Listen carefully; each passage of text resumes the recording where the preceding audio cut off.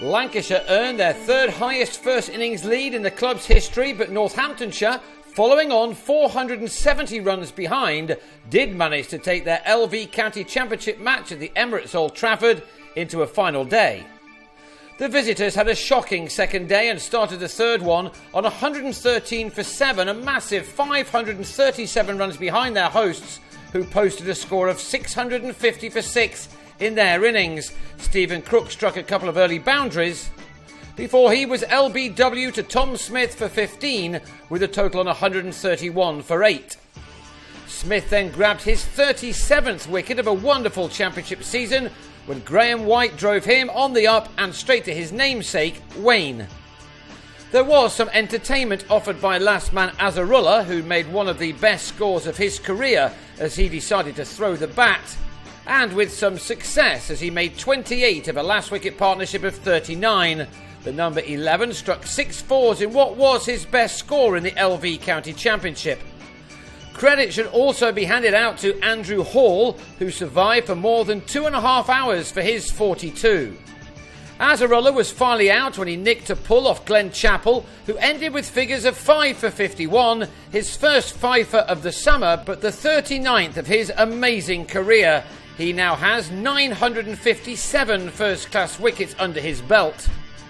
He then started with a beauty to Stephen Peters as Northamptonshire followed on 470 runs behind, having been dismissed first time out for 180.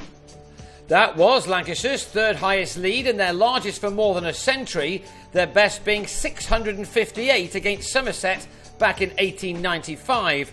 At least Northamptonshire knew what they had to do now to avoid a 7th consecutive championship defeat, and that was to bat for the best part of 5.5 sessions. That was not going to be easy against this attack. Chappell found the edge of Peters' bat after he'd struck a couple of encouraging boundaries. It was a much better start second time out for the two visiting openers, Peters and James Middlebrook, who both got ducks in the first innings. This time they put on 58 runs in 14 overs, with Chappell employing attacking fields. Chappell took himself off and his replacement Smith was soon celebrating yet again. Bowling wicket to wicket, he trapped Peters in front on 41. He then had Richard Levy well held at first slip by Paul Horton. Having taken 4 for 26 in 15 overs earlier, the in-form all-rounder now had 2 more. Only Jack Brooks has more wickets in the top flight now, but he doesn't have Smith's 556 runs. Josh Butler then showed off his keeping skills to remove Middlebrook off Kyle Hogg as Northants slumped again to 70 for 3. 3 wickets had fallen for 12 runs in 4.5 overs and the visitors were once more staring down a barrel filled with disappointment. This season is fast becoming a horror show, but in Matt Spreagle they do have a fighter. He and Rob Newton, who struck these 4s, added 41 for the 4th wicket. Newton had made 21 of those when he lost his off-stump to White half an hour or so before tea. Lancashire may have been fancying a 3-day finish to give themselves an extra day off and to put them 68 points clear of their opponents here.